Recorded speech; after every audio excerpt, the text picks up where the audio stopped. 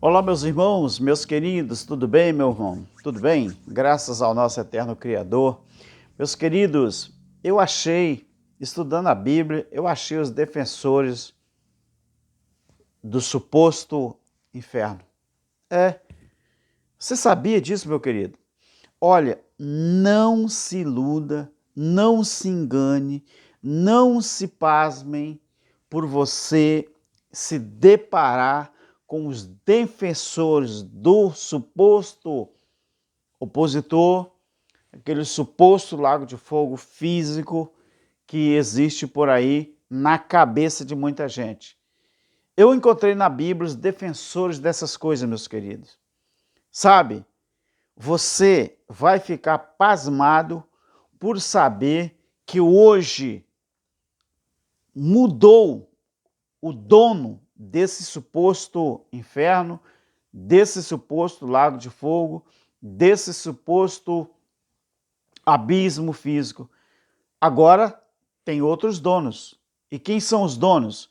Os defensores justamente desse sistema maligno, esse sistema que está aí. Meu querido, olha que interessante. Olha que interessante.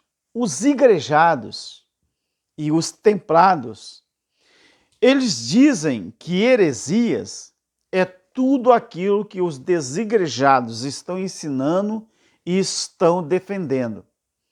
E que não há nenhum respaldo bíblico para aquilo que nós, eu me incluo, porque eu também sou destemplado. Destemplado é aquele que não acredita mais que é necessário você frequentar um templo físico para que você alcance a sua tão falada salvação. Mas uma coisa eles esquecem, que na Bíblia, salvação sempre se referiu à salvação da grande tribulação. E que os filhos do Eterno, não servos e não ovelhas, depois da cruz, o nosso espírito, que é o que retorna para Deus, conforme Eclesiastes 12:7, ele nunca esteve na balança para condenação. Mas os defensores, os templados e os igrejados, eles defendem isso, que o ser humano ele pode ir para o suposto inferno. Mas a Bíblia diz que a pátria do corpo humano não é um suposto inferno, é a terra.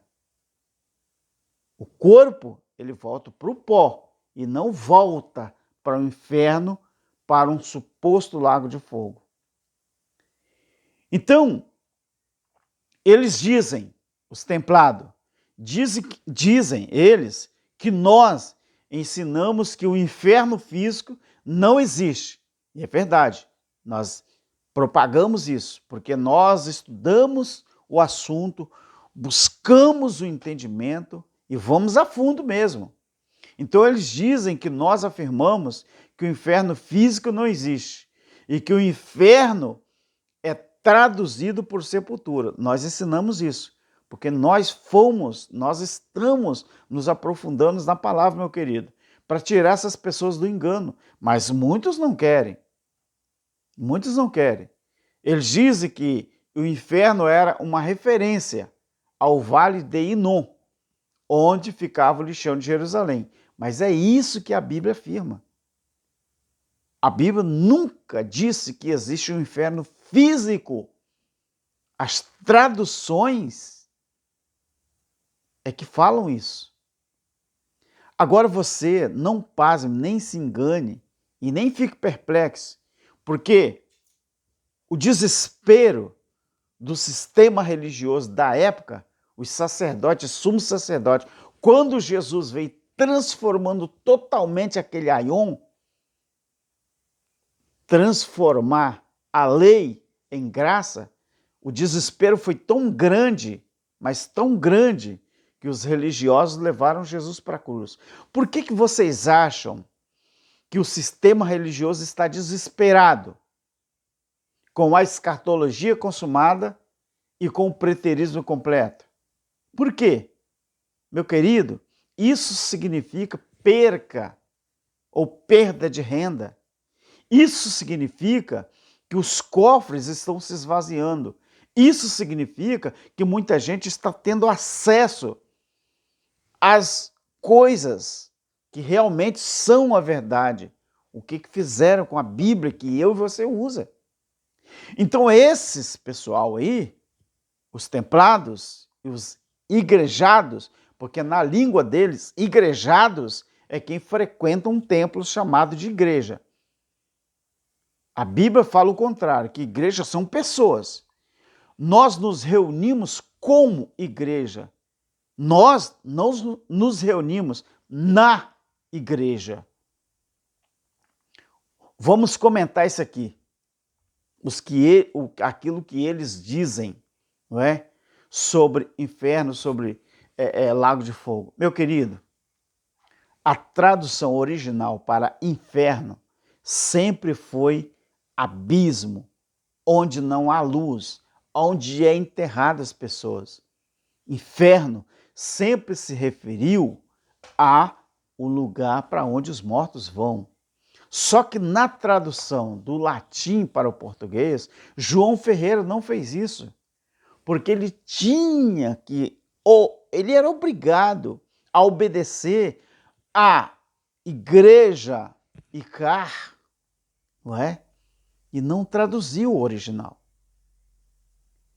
Então, aquilo que os igrejados e templados falam, que nós estamos dizendo que não existe inferno, eles estão certos. Nós ensinamos isso mesmo, nós passamos para as pessoas isso. Então, eles, se quiserem obedecer, continuar obedecendo Constantino, que continuem. Se não querem abrir os olhos, que não abram. Mas nosso objetivo é ajudar as pessoas a entender a palavra. Agora, o que eles não deveriam fazer, não é? É continuar enganando o povo para tirar dinheiro das pessoas. Isso que eles não deveriam fazer. Outra coisa, eles dizem que nós afirmamos que o diabo, entre aspas, foi destruído. Eles dizem que nós ensinamos que o diabo foi destruído e que nós usamos Hebreus 2:14 de forma torcida para afirmar isso.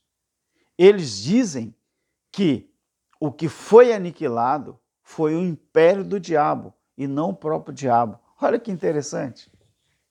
Esse povo, né, parece que tem sei lá, eu acho que eles têm uma grande falha na cabeça. Eles, os templados, eles estão dizendo por aí que o que foi destruído foi o império do diabo e não o diabo. Eles usam como base, não é? As mesmas coisas que nós usamos. Hebreus 2:14, aonde diz que Cristo, não é? Na morte dele, ele aniquilou aquele que tinha o império da morte, isto é, o diabo. Mas eles não querem saber da tradução original para diabo ali, que era opositor. Mas opositor de quem? O opositor dos judeus. Quem era o opositor dos judeus? Era a lei de Moisés. A lei e as suas 603 ordenanças.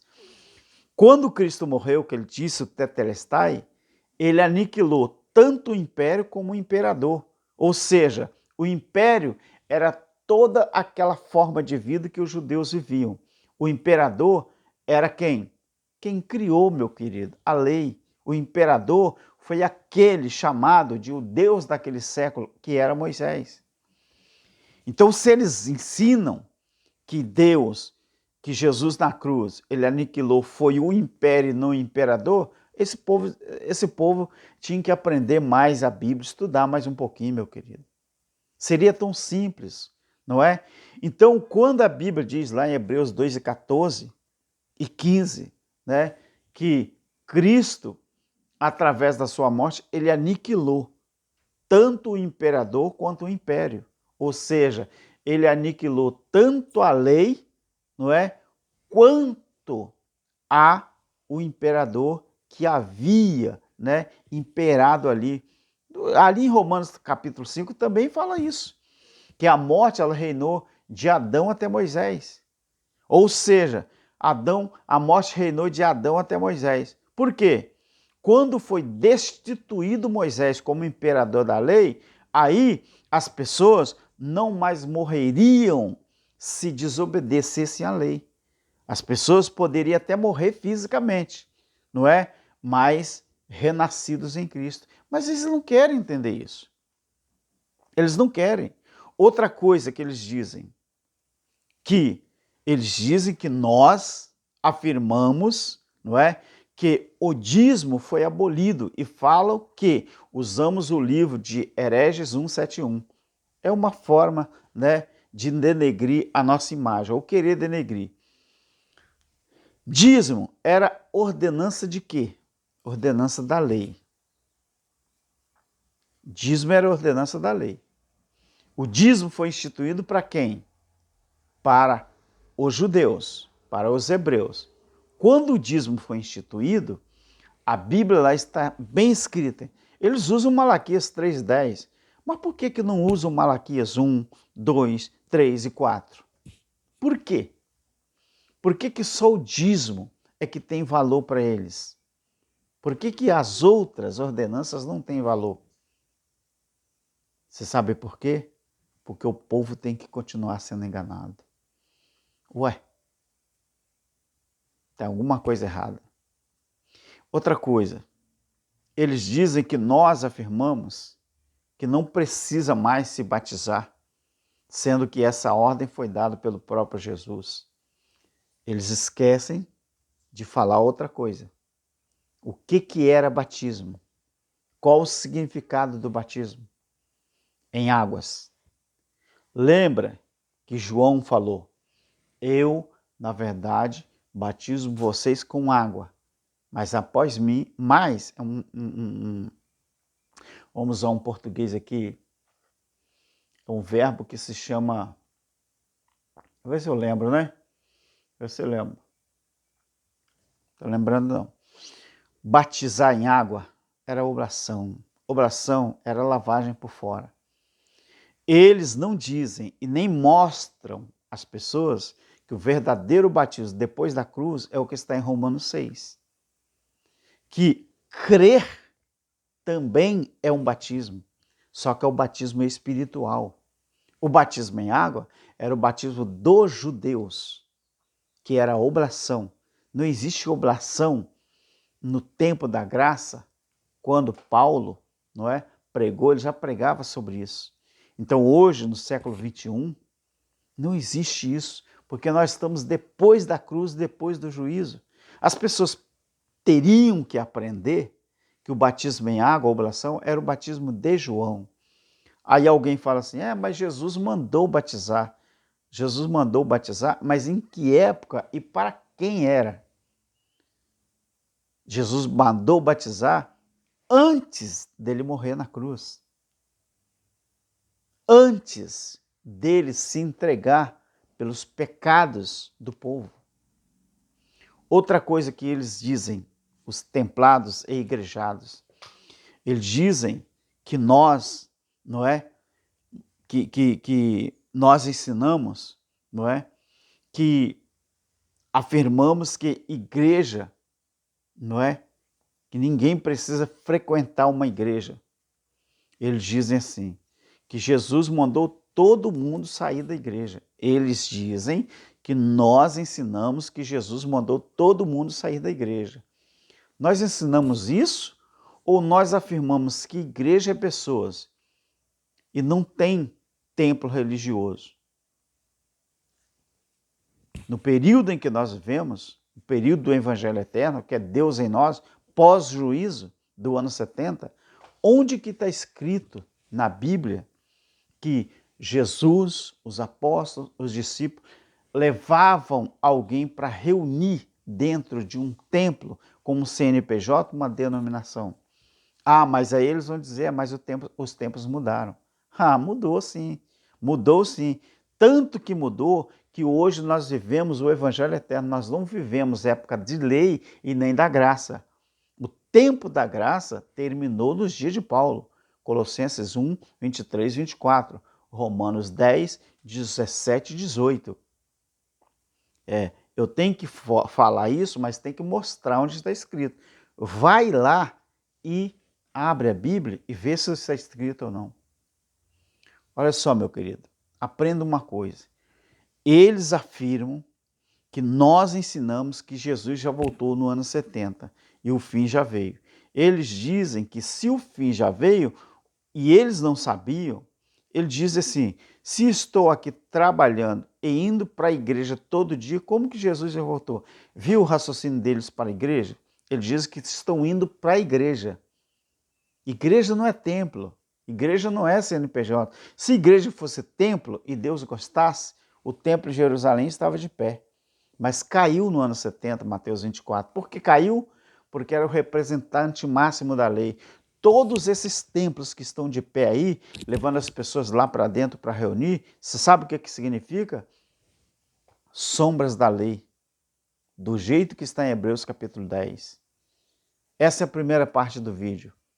Assista a primeira parte e vai vir a segunda, tá bom? Graça eterna, fique com Deus. Amém.